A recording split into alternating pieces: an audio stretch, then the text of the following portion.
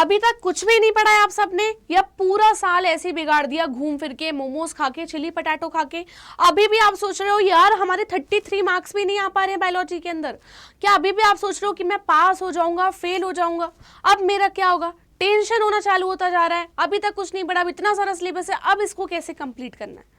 तो बेटा आज का क्लास उन्हीं बच्चों के लिए जिनको ये डर लग रहा है पेपर से कि बहुत ज़्यादा पास आ चुका है, भाई मेरे 33 मार्क्स भी आएंगे या नहीं आएंगे, उनके लिए बेटा मैं आपको आज वो चीज़ें बताने वाली हूँ जिससे अगर आपको बहुत ज़्यादा डर लग रहा है तो उसको पास कैसे होना है, और बेटा पास ही नहीं आप उसमें ज़्यादा नंबर कैसे गेन कर सकते हो। क्योंकि यार क्या चीज़ होती है ना कि हार्ड वर्क को तो बहुत करते हैं, अब आपके पास टाइम कम है तो अब आपको बेटा स्मार्ट वर्क करने की ज़रूरत है ना, थोड़ा सा स्ट्रैटेजाइज करना पड़ेगा चीज़ों को।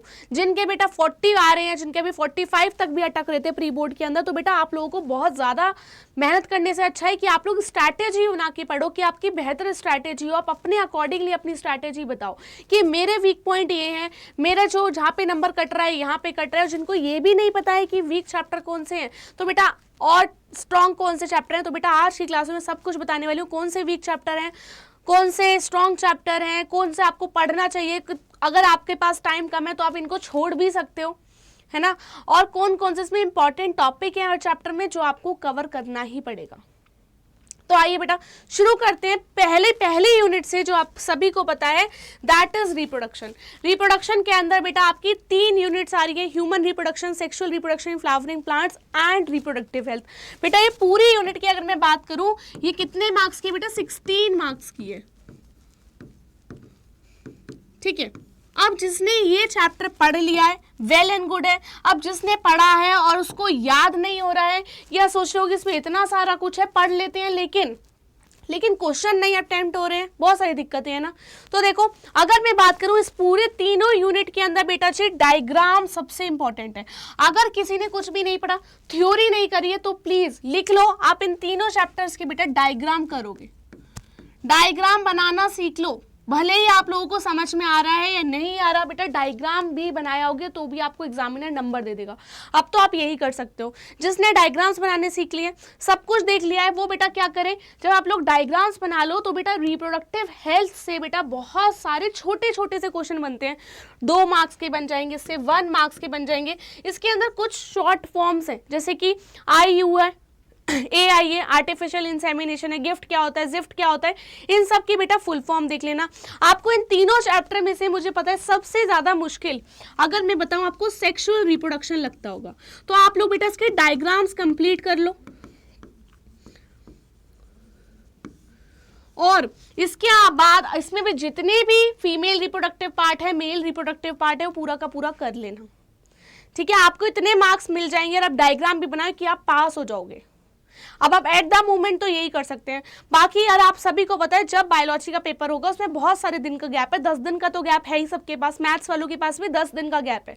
तो तब बेटा मैं बहुत सारे क्वेश्चंस करवाऊंगी, आप सबको सैंपल पेपर्स करवाऊंगी, वो सब लोग देख सकते हो। उसके अलावा यार सभी को अगर पढ़ चुके हो और सबको लगता है यार हमें कोई ऐसी वीडियो मिल जाए, हमें कोई ऐसी क्लास मिल जाए जिसमें हमारी कंप्लीट बायोलॉजी हो जाए पेपर शुरू होने से पहले बोर्ड के, तो बेटा जब हमारे चैनल पे जाओगे साइंस अड्डा 24/7 पे, तो उसमें बेटा ये मेरी इसमें लाइव में जाना, लाइव में जब आप लाइव में जाओगे तो उसमें मेरी वीडियो पड़ी हुई है, ये वाली कंप्लीट बायोलॉजी वाली बेटा वीडियो पड़ी हुई है, इसमें करीब 11,000 व्यूज हैं, तो आप इसको देख सकते हो, बेटा 6-6.5 घंटे की वीडियो अकॉर्डिंगली आपके, लेकिन सारे के सारे चैप्टर्स आप इससे एक बार में कवर कर सकते हो। उसमें बेटा मैंने आपको 2 यूनिट नहीं करवाई है, जेनेटिक्स एंड इकोलॉजी, उसका जल्दी ही सेकेंड पार्ट भी आएगा, जैसे ही आएगा आप मेरे साथ वो पढ़ सकते हो, क्योंकि मुझे जेनेटिक्स आपको आराम से समझानी थी बेटा, जेनेटिक्स में टाइम लगता है, टाइम टेकिंग यूनिट है वो।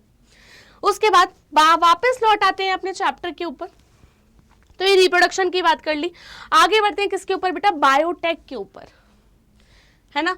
इसमें बेटा आपको क्या क्या चीजें कर लेनी है, आपको बेटा इसमें PCR कर लेना है, पॉलीमरेज चेन रिएक्शन क्या होती है, ठीक है। इसके बाद आपको जेल इलेक्ट्रोफोरेसिस कर लेना है, जेल इलेक्ट्रोफोरेसिस क्या होता है, और बेटा एप्लीकेशंस में आपको जो मेन चीजें मैं आपको बता रही हूँ, जैसे कि इंसुलिन बनाना देख लेना है, इंसुलिन कैसे बनता है, उसके अलावा जेनेटिकली मॉडिफाइड ऑर्गेनिजम्स हमारे लिए यूजफुल कैसे हैं, डिसएडवांटेजेस कैसे और एडवांटेजेस कैसे हैं। तो इतना मोस्ट पॉपुलर क्वेश्चन है यार, मोस्ट पॉपुलर क्वेश्चन है।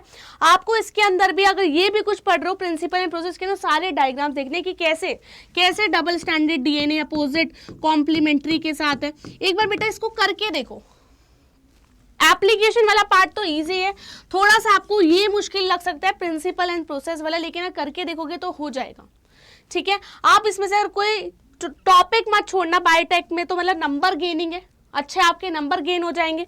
उसके बाद नेक्स्ट पे चलते हैं, दैट इज इकोलॉजी। यार जिसके भी अभी तक पास नहीं हो पा रहे हो, लग रहा है कि 33 मार्क्स भी नहीं आएंगे या 40 to 45 है यार, ये तीनों चैप्टर इतने इजी चैप्टर हैं, इतने इजी चैप्टर जिसकी कोई हद नहीं है। ऑर्गेनिज्म एंड पॉपुलेशन देख लो, इकोसिस्टम बेटा बच्चों वाली यूनिट्स हैं, बायोडाइवर्सिटी को कैसे कंजर्व करते हो। अब तो आपका सिलेबस भी इतना ज्यादा कम हो चुका है, इसमें पहले 4 चैप्टर हुआ करते थे, बट अब केवल 3 ही चैप्टर्स हैं। तो बेटा इस यूनिट के अंदर कुछ नहीं छोड़ना है, इसको डिटेल में पढ़ लो। और इसमें कुछ ऐसा रॉकेट साइंस जैसा नहीं है, एक बार पढ़ोगे समझ में आ जाएगा, बस बात है कि आपको लर्न करना पड़ेगा उसके बाद। तो इन तीनों चैप्टर्स में तो आप लोग कुछ भी अफोर्ड नहीं कर सकते छोड़ना, क्योंकि इजी चैप्टर है, मोस्ट इजी चैप्टर आपकी पूरी एनसीईआरटी के अंदर इकोलॉजी है। आप एक बार पढ़ भी लोगे तो भी आप अपनी लैंग्वेज में आंसर लिख सकते हो, है ना। बायोलॉजी के अंदर जितने भी उसके अंदर डायग्राम है, जैसे कि मैंने भी आपको बायोटेक का बताया, तो इसके अंदर जैसे डायग्राम कर लेने से PBR 322 का बेटा उसका डायग्राम आता ही आता है, उसको छोड़ना नहीं है। ठीक है, अब आगे बात करते हैं इकोलॉजी के बाद जेनेटिक्स की। बेटा ये यूनिट सबसे ज्यादा बच्चों को मुश्किल लगती है, और इससे तो बच्चे धूरी भागते हैं, भाई मेरे को नहीं करनी। देखो इसके अंदर आपके 3 चैप्टर आते हैं, evolution, molecular basis of inheritance, principle of variation and inheritance. तो बेटा इवोल्यूशन तो कहानी है, स्टोरीज है। इसके अंदर एक मिले यूरे वाला एक्सपेरिमेंट है, वो कर लेना, मिले एंड यूरे एक्सपेरिमेंट। एविडेंस क्या है कि इवोल्यूशन हुआ है, उससे क्वेश्चन पूछे जाते हैं, जैसे कि एनालॉगस ऑर्गन्स, होमोलॉगस ऑर्गन्स, उनमें डिफरेंस क्या है वो देख लेना। नेचुरल सिलेक्शन क्या है ना, मेलेनिज्म वाले के आधार पे नेचुरल सिलेक्शन दिखा था वो। इवोल्यूशन इजी है। अगर आपको बेटा कुछ छोड़कर जाना है, आपको लगता है टाइम कम है, तो मैं आपको उम्मीद तो नहीं कर रही कि आप छोड़ो, लेकिन आप बेटा टाइम कम है तो आप इस वाले चैप्टर को छोड़ सकते हो, क्योंकि ये चैप्टर थोड़ा सा कॉम्प्लिकेटेड है और आप उसमें जितना भी अभी टाइम इन्वेस्ट करोगे आपके समझ में नहीं आएगा। लेकिन अगर आप और चैप्टर में अपना टाइम दे रहे हो, वो गारंटी देके जाएगा कि वो आपको नंबर देगा। इसमें से बेटा क्वेश्चन बड़े घुमा फिरा के बनते हैं, इसको समझने के लिए आपको थोड़े से डेप्थ में जाना ही पड़ेगा, क्योंकि क्वेश्चन डायरेक्ट नहीं है इससे, है ना। आप इसमें अगर आपको उम्मीद कर सकते हो तो उसके अंदर बेटा एक रेप्लिकेशन पढ़ जाना, इजी है, जल्दी हो जाएगा। रेप्लिकेशन यानी कि डीएनए से डीएनए कैसे बनता है वो देख लेना। उसके बाद से ट्रांसक्रिप्शन देख लेना, यानी कि डीएनए से आरएनए कैसे बनता है, 2 इंपॉर्टेंट चीजें हैं, वो सारी की सारी इसमें से देख लेना। Principle of variation and inheritance बेटा बहुत इंटरेस्टिंग और बहुत इजी चैप्टर है। बस आपको ऐसा लग रहा है, हाइप हो जाता है ना, अरे नहीं ये तो टफ है तो आप करोगे ही नहीं, ऐसा कुछ नहीं है। इसके अंदर जैसे अगर आपको इंपॉर्टेंट मैं बता रही हूँ, स्नैपड्रैगन वाला पढ़ जाने कि स्नैपड्रैगन वाला है, स्नैपड्रैगन का बेटा क्रॉस है जिसके अंदर सारे के सारे पिंक फ्लावर्स बनते हैं, पिंक फ्लावर्स, और ये को डोमिनेंस दिखाते हैं, सॉरी इन डोमिनेंस का एग्जांपल है, वो पढ़ लेना। कुछ इसमें बेटा क्रॉस है वो बनाना सीख लेना, आपका इसमें काम बन जाएगा। किसके अंदर, जेनेटिक्स के अंदर। उसके बाद बेटा बात करते हैं बायोलॉजी इन ह्यूमन वेलफेयर की। बेटा इसका जो पहला चैप्टर है ना, इसमें कुछ समझने वाला नहीं है, ऐसा कुछ समझने वाला नहीं है कि मैं समझाऊं या कोई और समझाए, बस आपको इसमें रिपीटेशन लगानी पड़ेगी।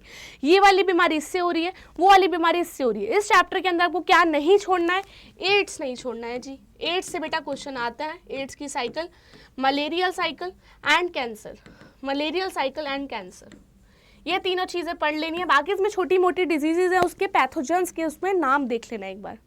माइक्रोब्स एंड ह्यूमन वेलफेयर के अंदर बेटा एक चीज जो आप लोग नहीं छोड़ोगे, that is sewage treatment, that is sewage treatment. इससे बेटा क्वेश्चन आता ही आता है, ये नहीं छोड़ना है। बाकी कुछ बेटा माइक्रो ऑर्गेनिजम्स के नाम याद कर लेना, किससे क्या बनता है, दही किससे बनती है, जैसे कि साइक्लोस्पोरोनिन क्या होता है, किस चीज में काम करता है, ये छोटी छोटी चीजें देख लेना। तो बेटा अगर आप लोगों ने इतना भी कर लिया तो आपके नंबर आ जाएंगे। और इस मिथ में बिल्कुल नहीं रहना है कि आपकी हैंडराइटिंग अच्छी नहीं है तो नंबर नहीं आएंगे, ऐसा कुछ नहीं है। पते की बात लिख कर आनी है, कहानी नहीं लिखनी है हिस्ट्री पॉलिटी के, पते की बात लिख कर आओगे तो एग्जामिनर आपको नंबर देने के लिए ही बैठा है। ठीक है। और बायोलॉजी की बुक के अंदर बेटा जितने भी डायग्राम्स है वो देख लो, कुछ है जैसे इवोल्यूशन के अंदर आप डायग्राम देखोगे उसके पीछे की कुछ कहानी है, कहानी सुन लो, बड़ा इंटरेस्ट आके सुन के समझ में आ जाएगी बातें। इतना कर लोगे तो आपका काम बन जाएगा। प्री बोर्ड में अभी भी 40 से 45 है, तो आपके हाल मतलब जरूरी है कि आपकी 50 से 55 तो पक्का पहुंच जाएंगे, बस भरोसा कर लेना। जिसको भी लगता है कुछ भी नहीं पढ़ा तो बेटा मेरी इसी प्लेलिस्ट में आपकी मेरी कंप्लीट बायोलॉजी की मैराथन है, वो देख लेना। उसमें 2 पार्ट है, genetics and evolution, genetics and ecology, वो मैं आपको सेकेंड पार्ट में करवा दूंगी।